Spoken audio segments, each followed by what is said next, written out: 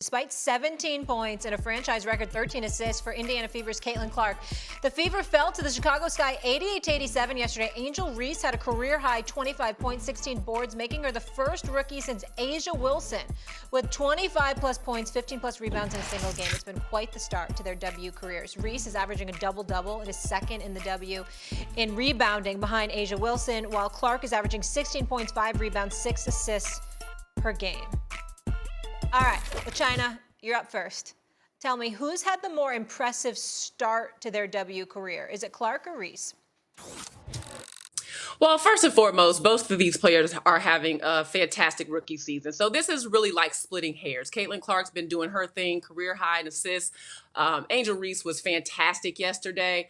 But for me, the answer to this question really boils down to winning, because that's what we're all here to do. And in my opinion, the most impressive rookie so far has been Angel Reese. And that is because Chicago has exceeded expectations in what they've done so far this season. And these are the factors to consider. They have a new head coach, so they're still learning roles. They're establishing culture. A lot of moving pieces there. Looking at their starting lineup, they have one starter available to them from last season. Kalia Copper's gone.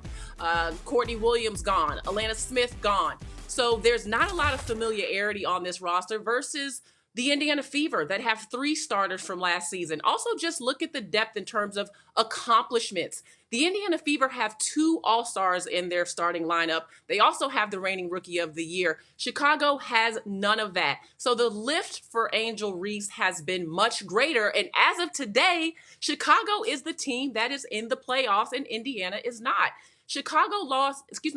Indiana lost 17 of their 27 games last year with single digits, which means they were very close in a lot of games last year. You bring in Caitlin Clark, and all of a sudden, yes, they are expected to win more. They're expected to probably make the playoffs. Chicago's a completely different roster. Angel Reese has impacted winning, and so to me, it's not about who's the better player. Who is winning? Who has put their team in position to win and do something long-lasting? And as of today, Chicago is in the playoffs, period. I agree with you, LaChina. I agree with 1,000%. And here's the thing. When you're debating 2 players, if you're not splitting hairs, why the hell are we doing the topic? Because if it's so one-sided that you can make a snap decision, we shouldn't even be discussing it. I'll go Angel Reese because there's nothing to sneeze at with a double-double. She's the second in the league in rebounding behind A'ja Wilson. She has 8 consecutive double-doubles, and she's a rookie. And she's as she said yesterday in the post-game in the on-court interview, I'm a dog, and you can't teach that. Both are having outstanding seasons, but right now, 20-plus games into the regular season, I'd have to go with Angel Reese. Ooh, y'all. Shout out to why we do this, right? Why we split hairs. Welcome to First Take, LaChina, my girl. So I'm going to go the opposite way on this one. And as much as I agree with you, LaChina, in terms of the standings mattering, I can't just go to one game, right? We know we're early in the season. There's lots of games left to be played. Chicago has played 15 games. The Fever have played 18 games. So they've had an opportunity to lose more games, right? But if you look at wins, it's they might be tied in wins if I'm not mistaken. I got to go the other way because of all the things that you just said, Shannon. To me, the pressure that has been on Clark, she's leading rookies in points, minutes, and assists. The 15-5 mark, potential to make history in terms of those numbers that she's put up.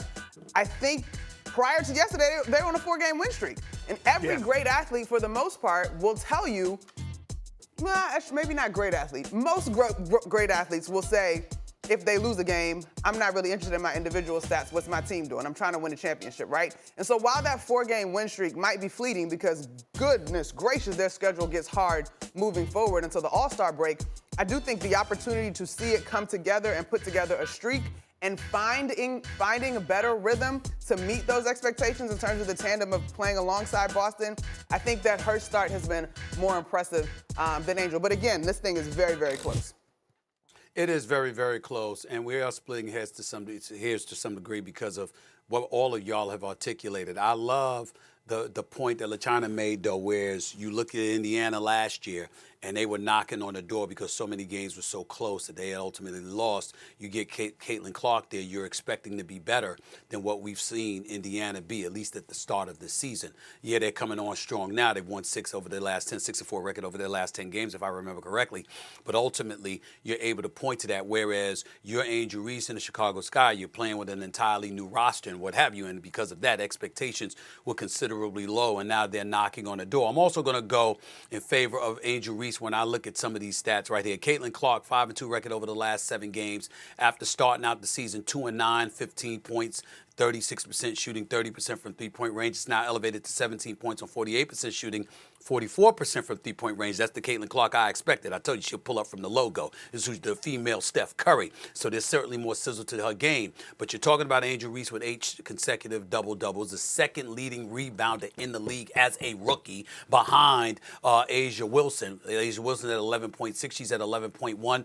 Then you look at the fact that they've been winning their share of games as well. And Angel Reese, first 9 games, 11 points, 33% shooting, 9.2 rebounds per game.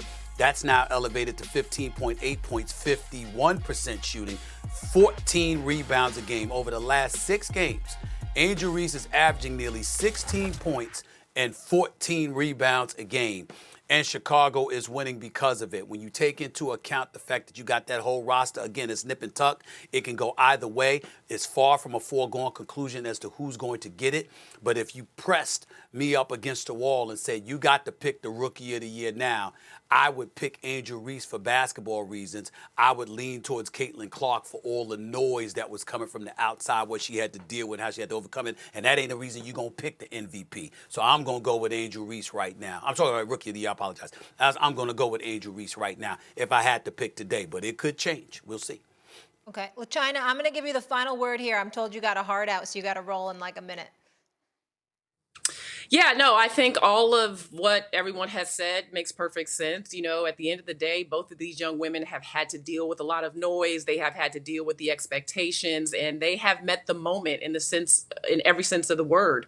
But, you know, Angel Reese, as I mentioned, the impact that she can have on Chicago, and how she's doing it with less around her on the roster, in terms of proven experience and having a new head coach, is really admirable. I mean, that moment yesterday where she just really rallied her entire team and the city of Chicago on her back was really a beautiful moment. And she probably had lower expectations. No one really thought her game could translate to the WNBA in an effective way. They questioned her offensive skill set, but she just is here to show that winning translates, and her attitude and her energy and all of that is going to really possibly put Chicago in the playoff window when this is all said and done. So, again, yes, either one of these candidates would be great. Caitlin's been impressive. I watched her play in Atlanta just a few days ago. She's slowing down in the way she's attacking. She's watching the floor. She's more aware of her teammates and their strengths, and they're all gelling. So we're talking about probably the 8th spot in the playoffs. May not be the headline, but these 2 women deserve the headline. They've showed up and showed out.